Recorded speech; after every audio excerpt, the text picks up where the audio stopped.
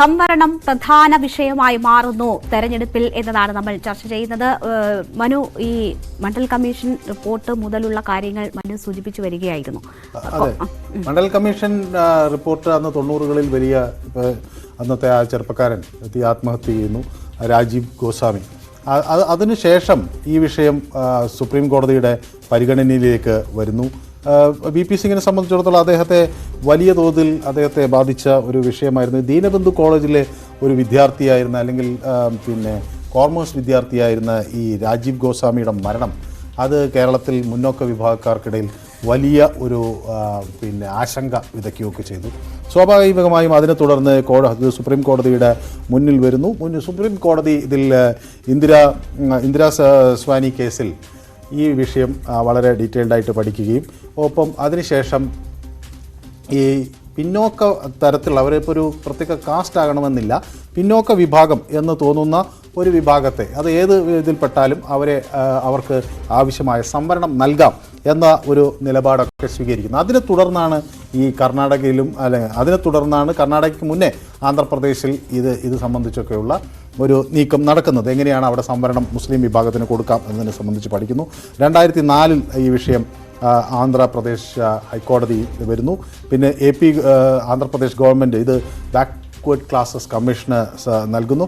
അങ്ങനെ 2005 ഇത് സംബന്ധിച്ച് കമ്മീഷൻ്റെ ഒരു റിപ്പോർട്ട് പുറത്തു വരുന്നതോടുകൂടിയാണ് മുസ്ലിം വിഭാഗത്തിന് 5% സംവരണം നൽകാം എന്ന് ഒരു നീക്കം വരുന്നത്. പക്ഷേ അത് ഉടനെ ഹൈക്കോടതിയിലെത്തുന്നു. Archana Reddy versus state of Andhra Pradesh എന്ന വലിയ സുപ്രധാനമായ കേസ് നടക്കുന്നു.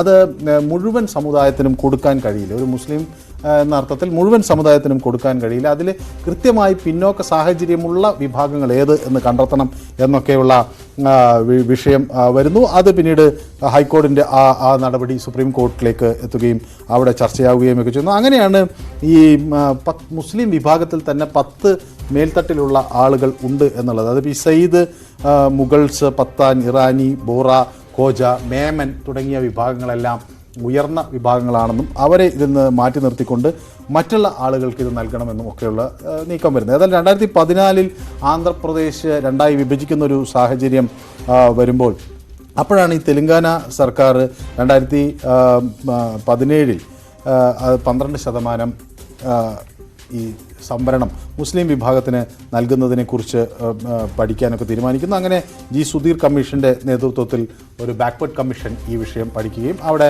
ഈ സംഗതി നടപ്പിലാക്കുകയും ചെയ്യുന്നു. അതേസമയം കർണാടകത്തിൽ ഒരു വ്യത്യസ്തമായ സാഹചര്യം അവിടെ ഉണ്ടാകുന്നു. കർണാടകത്തിൽ ജസ്റ്റിസ് ഒ ചിന്നപ്പ റെഡ്ഡിയും ഒക്കെ നേതൃത്വം നൽകുന്ന സമിതിയാണ് ഇത് സംബന്ധിച്ചുള്ള പഠനങ്ങൾ നടത്തുന്നത്. അതിൽ നിന്ന് അവർ ഒരു നിലപാട് സ്വീകരിക്കുന്നു. സിദ്ധരാമയ്യ സർക്കാർ 94 മുതൽ അവിടെ ഇത് HD ദേവഗൗഡയുടെ കാലഘട്ടത്തിലാണ് ഇത് പ്രധാനമായും ആ ഒരു ആവശ്യം കൂടുതൽ ശക്തമായി സർക്കാർ പരിഗണിക്കുകയും ഒക്കെ ചെയ്യുന്നത്. പിന്നീട് കോൺഗ്രസ് സിദ്ധരാമയ്യ അത് ഏറ്റുപിടിക്കുകയും ഒക്കെ ചെയ്യുന്നു. ഏതായാലും ആ ഒരു കാലഘട്ടത്തിൽ നിന്ന് കർണാടകയിലും 4% സംവരണം മുസ്ലിം വിഭാഗത്തിന് ലഭിക്കുന്നു. പക്ഷേ BJP സർക്കാർ അധികാരത്തിൽ വരുന്നതോടുകൂടി അത് നീക്കം ചെയ്യണം എന്ന ഒരു ആവശ്യം അവിടെ വളരെ ശക്തമായി ഉന്നയിക്കുന്നു. പിന്നീട് അത് നിയമ നടപടികളിലേക്ക് നീങ്ങുന്നു. തീർച്ചയായും എന്തായാലും ആ സൂചന തന്നെയാണ് അമിത്ഷാ നൽകുന്നത്. തെലങ്കാനയിൽ തങ്ങൾ അധികാരത്തിലെത്തുകയാണെങ്കിൽ സംവരണം എടുത്തു കളയും എന്ന കൃത്യമായ സൂചന നൽകിക്കൊണ്ടാണ് അവിടെ തെരഞ്ഞെടുപ്പിനെ നേരിടാൻ BJP ശ്രമിക്കുന്നത്. അതെ, അത് സ്വാഭാവികമായും ഈ സംവരണം എന്നുള്ളത് ഇപ്പം മറ്റൊരു വലിയ വിഭാഗത്തിനിടയിൽ വലിയൊരു അതൃപ്തി ഉണ്ടാക്കുന്ന ഒരു വിഷയമായി വന്നിരിക്കുകയാണ്. കാരണം സ്വാഭാവികമായും സംവരണം കിട്ടിക്കൊണ്ടിരുന്ന ഒരു വിഭാഗം പാൽപ്പാട നിരയായി ഉയർന്നു വന്നിട്ടുണ്ടെന്നും അവർ നിരന്തരം ഈ സംവരണം അവർക്ക് തന്നെ കിട്ടുന്നു എന്നൊക്കെയുള്ള തർക്കങ്ങൾ ഒരു വശത്ത് നടക്കുന്നു. അതേസമയം ഈ സർക്കാർ മേഖലയിലും വിദ്യാഭ്യാസ സ്ഥാപനങ്ങളിലേക്കുമുള്ള ആളുകൾ എണ്ണം വർദ്ധിക്കുന്നു, അതിനുള്ള ആവശ്യക്കാരുടെ എണ്ണം വർദ്ധിക്കുന്നു.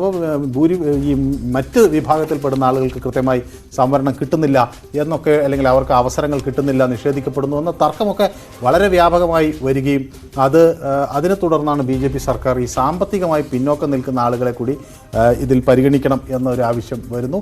അത് സംസ്ഥാന സർക്കാരുകളും ആ നിലത്തിലൊക്കെ പലരും ചിന്തിക്കുന്നു. കേരളം ഉൾപ്പെടെയുള്ളവർ അങ്ങനെ അനുകൂലമായൊരു നിലപാടുമായി മുന്നോട്ട് പോകുന്നു. ഏതായാലും ഈ ബസവരാജ് ബൊമ്മൈ സർക്കാർ പക്ഷേ ആ നിലപാടിൽ നിന്ന് മാറ്റം വരുത്തുന്നു.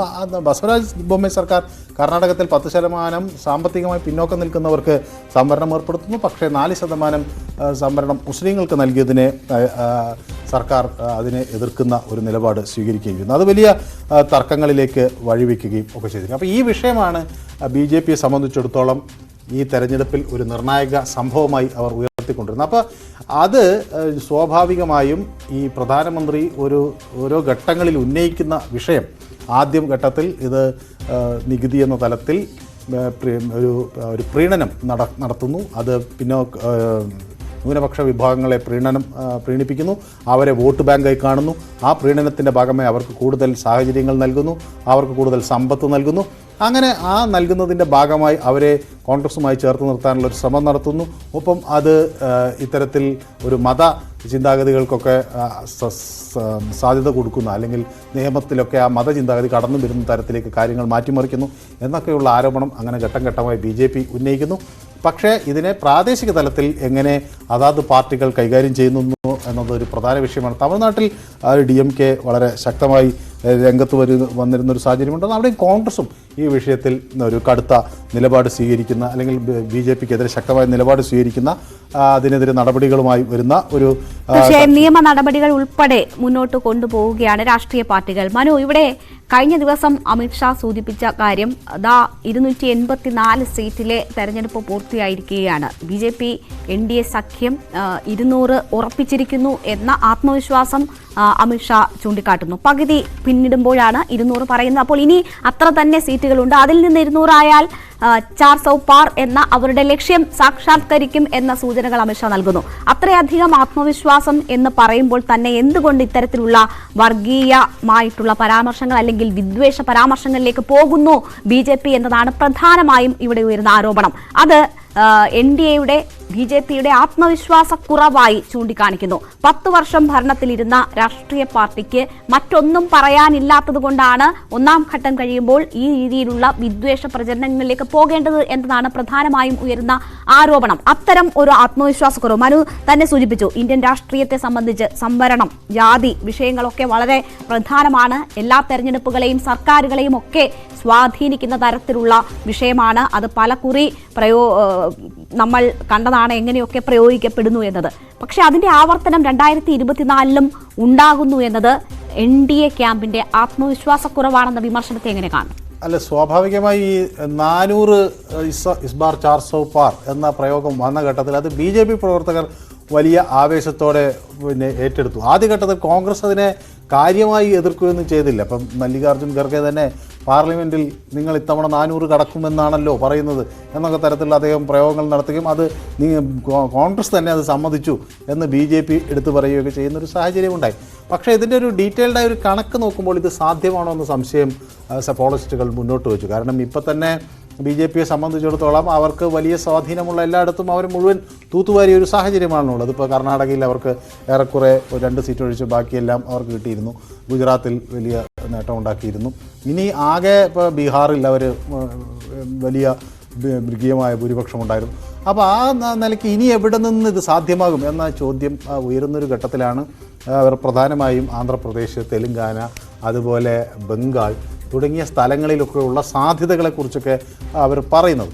അപ്പോൾ ഇത് ഇപ്പോൾ പിന്നീട് അത് ശക്തമായ രീതിയിൽ ഈ 400 കടക്കാൻ പോകുന്നില്ല എന്ന നിലപാട് ആവർത്തിച്ച് ആളുകൾ പറയുന്നൊരു സാഹചര്യമൊക്കെ ഉണ്ടായി. 200 പോലും കടക്കില്ല എന്നിപ്പോൾ കഴിഞ്ഞ ദിവസം ലാലു പ്രസാദ് പറയുകയൊക്കെ ചെയ്തു. അപ്പോൾ ലാലു പ്രസാദിൻ്റെ ഒരു നീക്കം, അദ്ദേഹം ലാലു പ്രസാദിനെയും പ്രധാനമന്ത്രി അതുമായി ബന്ധപ്പെട്ട് ചില വാദപ്രതിവാദങ്ങളുണ്ടായി. പ്രധാനമന്ത്രി ഒരു പ്രസംഗത്തിൽ പറഞ്ഞത് ഈ കാലിത്തീറ്റ കുംഭകോണവുമായി ബന്ധപ്പെട്ട ഒരാൾ ജയിലിൽ കിടക്കുന്നു, അയാൾ പിന്നെ ആരോഗ്യ കാരണങ്ങൾ കൊണ്ട് പുറത്തിറങ്ങി വന്നിട്ടുണ്ട്, അത് ബെയിൽ അദ്ദേഹത്തിന് ലഭിച്ചിട്ടുണ്ട്, അത് ആരോഗ്യ കാരണങ്ങൾ ചൂണ്ടിക്കാണിച്ചുകൊണ്ടാണ് അദ്ദേഹമാണ് ഇപ്പോൾ ഇവിടെ മുസ്ലിം വിഭാഗത്തിൽപ്പെട്ടവർക്ക് സംവരണം നൽകണം എന്ന ആവശ്യം പ്രധാനമായി ഉന്നയിക്കുന്നത് എന്നൊക്കെ പ്രധാനമന്ത്രി ബീഹാറിൽ പ്രധാനമന്ത്രി ഈ വിഷയം ഉന്നയിക്കുകയൊക്കെ ചെയ്യുന്നു.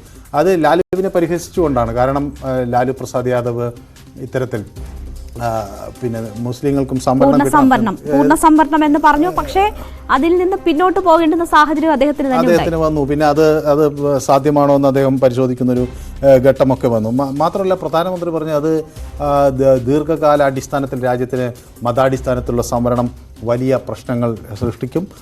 അത് മതാടിസ്ഥാനത്തിൽ ഉള്ള സംവരണം അത് ഭരണഘടനാ താല്പര്യങ്ങൾക്കെതിരാണ്. പക്ഷേ കേന്ദ്ര സർക്കാരിൻ്റെ പദ്ധതികളിൽ പിന്നോക്ക വിഭാഗക്കാർക്ക് ഒരു തുല്യമായ പങ്കാളിത്തം നൽകുക എന്നതാണ് ഏറ്റവും ശരിയായ ഒരു നിലപാട്.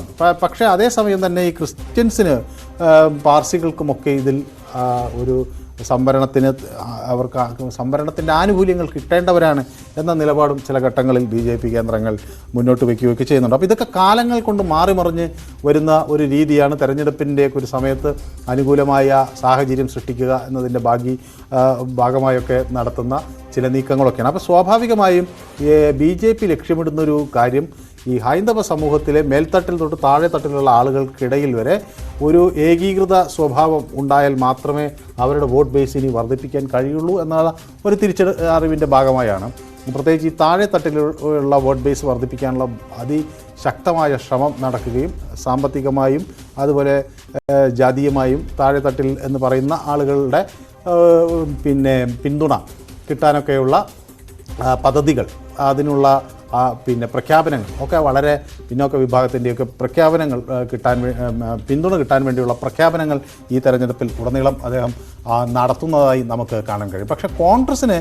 ഈ വിഷയം ആദ്യത്തെ ഈ ജാതി സെൻസസ് എന്നത് തുടക്കത്തിൽ പറഞ്ഞു, പിന്നെ അവരതിൽ ഉറച്ചു നിന്നു, ആ നിലപാടുമായി കുറെ കൂടെ മുന്നോട്ട് പോയി.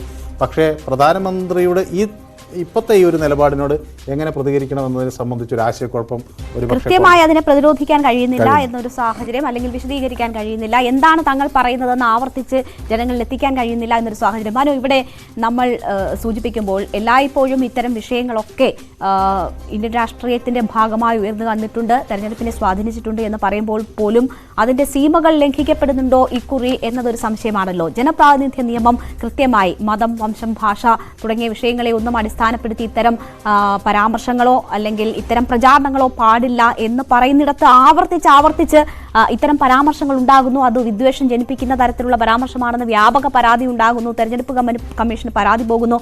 പക്ഷേ തെരഞ്ഞെടുപ്പ് കമ്മീഷന്റെ നിസ്സംഗത വലിയ രീതിയിൽ ഇവിടെ ചോദ്യം ചെയ്യപ്പെടുകയാണോ? അത്തരമൊരു ഇടപെടൽ ഇല്ലായ്മ അത് ഈ ജനാധിപത്യ പ്രക്രിയയുടെ തന്നെ ശോഭ കെടുത്തുന്നുണ്ടോ? അതിനെ വേണമെങ്കിൽ രണ്ട് തരത്തിൽ കാണാം. ഒന്ന്, ഏതെങ്കിലും ഒരു മതവിഭാഗത്തിനെതിരെയുള്ളൊരു വിദ്വേഷ പ്രസംഗമാണോ ഇത് എന്ന് വേണമെങ്കിൽ കണക്കാക്കാം. അവരെ ഒരു ദി അതർ അല്ലെങ്കിൽ മറ്റൊരു ശത്രു അല്ലെങ്കിൽ അവർ ഇത്തരം പൊതു താല്പര്യങ്ങൾക്കെതിരായോ എന്ന് വേണമെങ്കിൽ ചിത്രീകരിക്കുന്നതായുള്ള ആരോപണങ്ങളാണ് വന്നത്. പക്ഷേ അതിനപ്പുറത്തേക്ക് സ്വാഭാവികമായും ഇപ്പോൾ ഒരു വിഭാഗത്തിന് റിസർവേഷൻ നൽകും അല്ലെങ്കിൽ സംവരണം നൽകും എന്ന് പറയുന്നതിന് നമുക്ക് ഒരുപക്ഷെ തെരഞ്ഞെടുപ്പ് കമ്മീഷന് അത് അല്ല, ജനവിഭാഗത്തിൽ ഒരു ശതമാനം ഒരു പ്രധാന ജനവിഭാഗത്തെ നുഴഞ്ഞുകയറ്റക്കാരായി പറയുന്നുണ്ട്, അവർ സമ്പത്ത് കൊള്ളയടിക്കുന്നവരായി ചിത്രീകരിക്കുന്നുണ്ട്. അതെ, അതായത് നുഴഞ്ഞുകയറ്റക്കാർ എന്ന് പറയുന്നത് മറ്റു രാജ്യങ്ങളിൽ നിന്ന് വരുന്നവരാണ്, അവർ ഇന്ത്യയിലെ വോട്ടർമാരല്ല. അപ്പോൾ സ്വാഭാവികമായും അങ്ങനെ അതായത് നുഴഞ്ഞുകയറ്റക്കാർ എന്ന് അദ്ദേഹം പറയുന്നത് ഇന്ത്യയിൽ ജീവിക്കുന്ന ആളുകളെ കുറിച്ചല്ല, മറ്റു സംസ്ഥാനങ്ങളിൽ നിന്ന് മറ്റു രാജ്യങ്ങളിൽ നിന്ന് ഇന്ത്യയിലേക്ക് വരുന്നവരെ കുറിച്ചാണ്. അങ്ങനെയൊക്കെ വേണമെങ്കിൽ വാദിക്കല്ല, അതാണ് ശരിയും.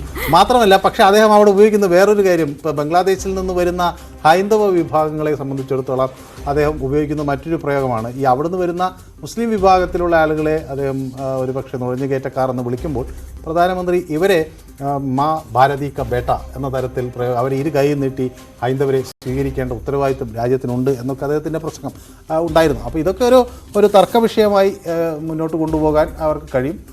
അതേസമയം അദ്ദേഹം അത് ഉന്നയിക്കുന്നത് ഈ പൗരത്വ നിയമവുമായി ബന്ധപ്പെട്ടുകൂടിയുള്ള ചർച്ചകൾ സജീവമായി നിൽക്കുന്നൊരു ഘട്ടത്തിലാണ്. കാരണം പൗരത്വ നിയമത്തിൽ അദ്ദേഹം ഇപ്പോൾ ഉള്ളൊരു പ്രധാന ആവശ്യം അത് മത അടിസ്ഥാനത്തിൽ ആ പൗരത്വം നൽകുന്നു എന്നതാണ്.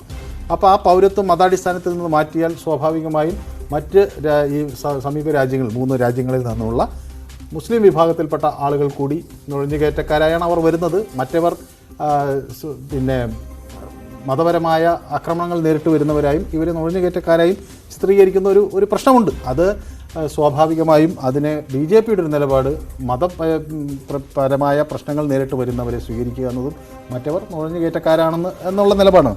അത് എങ്ങനെ വേണമെങ്കിലും അതിനെ വ്യാഖ്യാനിക്കാം. പക്ഷേ ആ നിലപാടാണ് BJP ശക്തമായി സ്വീകരിച്ചിട്ടുള്ളത്. എന്തായാലും ഇന്ദിരാഗാന്ധി തിരിച്ചു വന്നാൽ പോലും CAA നടപ്പാക്കുന്നതിനെ തടയാനാകില്ല എന്ന് കൂടി ഇന്ന് അമിത്ഷാ സൂചിപ്പിച്ചിട്ടുണ്ട്. നമുക്ക് പൊളിറ്റിക്കൽ ഗ്രാൻഡ് ഫിനാലെയിലേക്ക് തിരിച്ചെത്താം ചെറിയൊരു ഇടവേളയ്ക്ക് ശേഷം.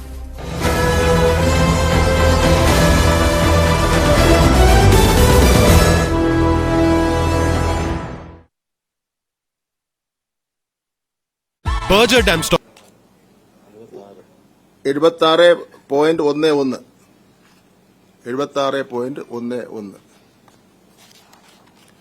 റെഗുലർ സ്കൂൾ ഗോയിങ് സ്കൂൾ വിഭാഗം അനുസരിച്ച് സർക്കാർ സ്കൂൾ പരീക്ഷ എഴുതിയവരുടെ എണ്ണം 1,63,920. ഉപരിപഠനത്തിന് യോഗ്യത നേടിയവർ 1,23,046. വിജയശതമാനം 75.06.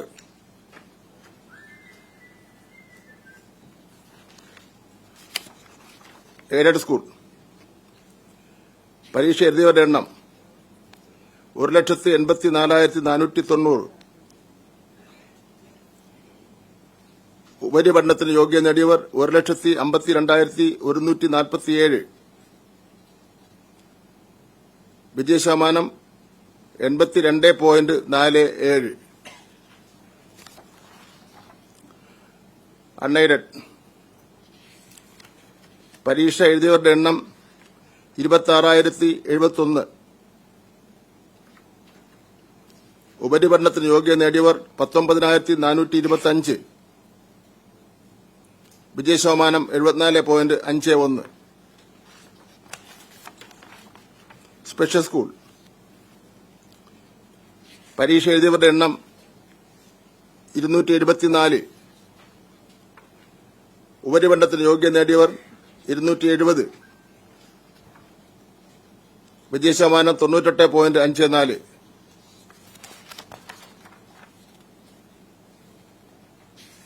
എല്ലാ വിഷയങ്ങൾക്കും A+ നേടിയ റെഗുലർ ഹയർ സെക്കൻഡറി വിദ്യാർത്ഥികളെ സംബന്ധിച്ച് 39,242. കഴിഞ്ഞ വർഷം അത് 33,815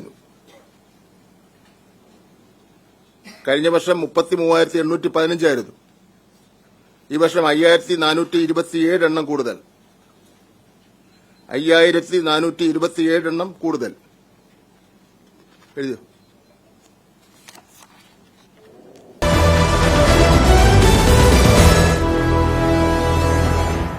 പൊളിറ്റിക്കൽ ഗ്രാൻഡ് ഫിനാലെയിലേക്ക് വീണ്ടും സ്വാഗതം. സംവരണം, ന്യൂനപക്ഷ സംവരണം പ്രത്യേകിച്ച് തെരഞ്ഞെടുപ്പിൽ വലിയ ചർച്ചയാകുന്നു. തെരഞ്ഞെടുപ്പിനെ സ്വാധീനിക്കാൻ പോകുന്ന ഒരു വിഷയമായി തന്നെ അതിന്റെ പ്രചരണം മാറുന്നു എന്ന ഘട്ടത്തിലാണ് നമ്മൾ ഈ വിഷയം പരിശോധിക്കുന്നത്. മനു, പ്രധാനമായും തെലങ്കാന, ആന്ധ്ര കേന്ദ്രീകരിച്ചുകൊണ്ടുള്ള ചർച്ചകളാണ് കഴിഞ്ഞ 2 ദിവസങ്ങളായി നടന്നു വരുന്നത്. നമുക്കറിയാം, നോർത്ത് ഇന്ത്യൻ സംസ്ഥാനങ്ങളെ സംബന്ധിച്ച് ഭൂരിപക്ഷ സമുദായത്തെ ഒപ്പം നിർത്താൻ ഉള്ള തന്ത്രങ്ങൾ NDAയുടെ ഭാഗത്തു നിന്നും ഉണ്ടാകുന്നുണ്ട്. പക്ഷേ ഈ ദക്ഷിണേന്ത്യൻ സംസ്ഥാനങ്ങളെ ഇപ്പോൾ ഉണ്ടാകുന്ന ഈ ചർച്ച ഏത് നിലയിൽ സ്വാധീനിക്കുമെന്നാണ് മനസ്സിലാക്കേണ്ടത്? അത് ഒരു BJP കണക്കൂട്ടുന്ന ഒരു പോളറൈസേഷനിലേക്ക് ഇത് കാര്യങ്ങൾ കൊണ്ടെത്തിക്കും എന്നതാണ്. ഇപ്പോൾ സ്വാഭാവികമായും ഈ വിഷയം കുറേ കാലമായി ചർച്ച ചെയ്യപ്പെട്ടിരുന്ന ഒരു വിഷയമായിരുന്നു. അത് സംവരണം അത് സംബന്ധിച്ച് അത് ആദ്യം ആന്ധ്രാപ്രദേശിൽ അത് ചർച്ച ചെയ്യപ്പെടുന്നു. അവിടെ അത് നടപ്പിലാക്കും. തെലുങ്കാനയിൽ അത് വരുന്നു. അങ്ങനെ സ്വാഭാവികമായും പിന്നെ കർണാടകയിൽ ഈ സംഭവം അവിടെയും പ്രധാനമായി ചർച്ചാ വിഷയമാകുന്നു.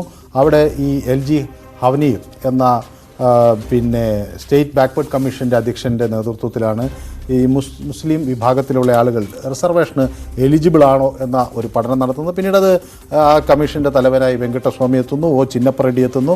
അങ്ങനെ അവർ അതിനുശേഷമാണ് ഈ 2B എന്ന ഒരു കാറ്റഗറി വീരപ്പ മൊയ്ലിയുടെ കാലത്ത് ഇവർക്ക് 6% റിസർവേഷൻ നൽകാം എന്ന് ഒരു നിലപാട് സ്വീകരിക്കുന്നു. അതിനുശേഷമാണ് ദേവഗൗഡ അവിടെ 4% സംവരണം ഈ വിദ്യാഭ്യാസ സ്ഥാപനങ്ങളിലും സർക്കാർ മേഖലയിലും ഒക്കെ തൊഴിൽ അവസരങ്ങൾ സൃഷ്ടിക്കുമ്പോഴൊക്കെ കൊടുക്കാം എന്ന നിലപാട് കൊണ്ടുവരുന്നത്.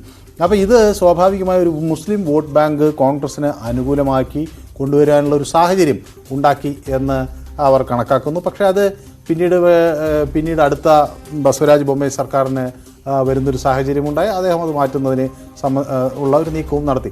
അപ്പോൾ ഈ ഒരു മുസ്ലിം ബേസ്ഡ് അല്ലെങ്കിൽ പിന്നോക്ക വിഭാഗങ്ങളെ ഒരു വോട്ട് ബാങ്കായി കാണുന്നു, ന്യൂനപക്ഷങ്ങളെ ഒരു വോട്ട് ബാങ്കായി കാണുക, അങ്ങനെയുള്ള ഒരു പൊതുതന്ത്രം ഇന്ത്യൻ രാഷ്ട്രീയത്തിൽ ദീർഘകാലമായി ഉള്ളതാണ്.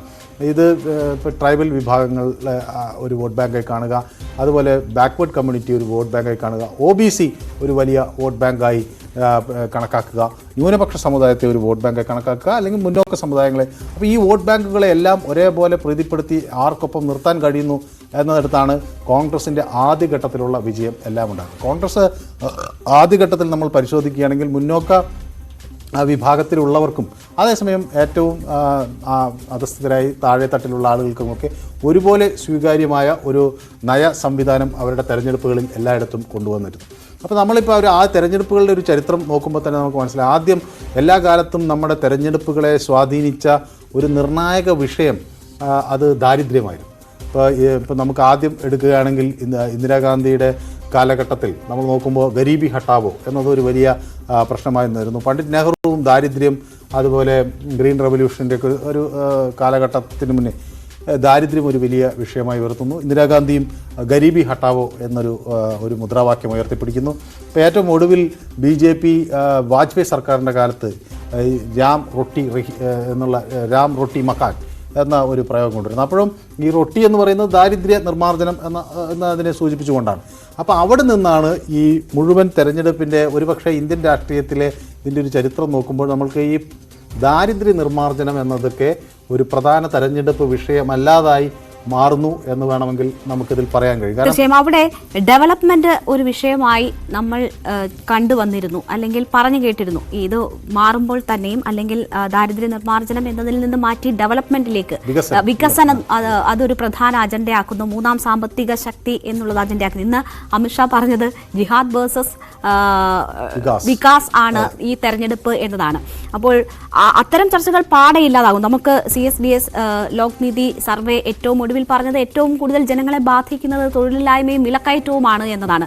വളരെ സൗകര്യപ്രദമായി അത്തരം ചർച്ചകളെ വഴിമാറ്റാൻ കഴിഞ്ഞിരിക്കുന്നു എന്നതാണോ ഇപ്പോഴത്തെ സാഹചര്യം? അതെ, സാധാരണഗതിയിൽ ഒരു തെരഞ്ഞെടുപ്പ് എല്ലാ ഘട്ടത്തിലും ബേറോസ്ഗാരി, അതായത് തൊഴിലില്ലായ്മ ഒരു വലിയ വിഷയമായി ഉയർത്താറുണ്ട്. അല്ലെങ്കിൽ മെഹങ്കായി എന്ന് പറഞ്ഞ് പ്രചരണങ്ങളിലെല്ലാം നമ്മൾ കാണുന്നൊരു വാക്കാണ് മെഹങ്കായി, ബേറോസ്ഗാരി.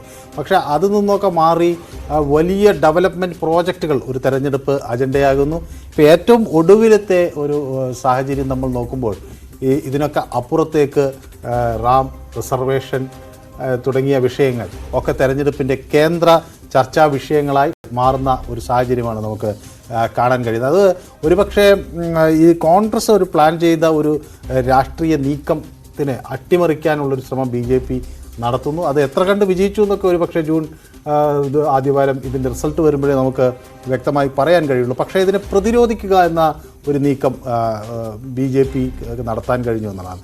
പ്രധാനമന്ത്രി എല്ലാ ഇടങ്ങളിലും ഈ വിഷയങ്ങൾ, പലതരം വിഷയങ്ങൾ ഉന്നയിക്കുന്നു. എല്ലാറ്റിനും ഒരുപോലെ മറുപടി പറയാൻ രാഹുൽ ഗാന്ധിക്ക് പറ്റാത്ത സാഹചര്യം ഉണ്ടാക്കുന്നു. അത് വസ്തുതകൾ പോലും ആണോ എന്ന സംശയം വരും. കാരണം ഓരോന്നും സാം പിട്രോഡ സൂചിപ്പിക്കുന്ന സാഹചര്യം, ഇപ്പോൾ ഏറ്റവും ഒടുവിൽ അദ്ദേഹത്തിന്റെ കർത്തവർഗക്കാരുടെ പരാമർശം പോലും അദ്ദേഹം പറഞ്ഞതിന്റെ ഒരു ഭാഗം എടുത്ത് അത് വംശീയ പരാമർശമാക്കുന്നു എന്ന തരത്തിൽ ചർച്ച ചെയ്യാൻ കഴിയുന്നു. അല്ല, ഒരു തെരഞ്ഞെടുപ്പാകുമ്പോൾ സ്വാഭാവികമായും ഇത്തരം വിഷയങ്ങളൊക്കെ വരാം.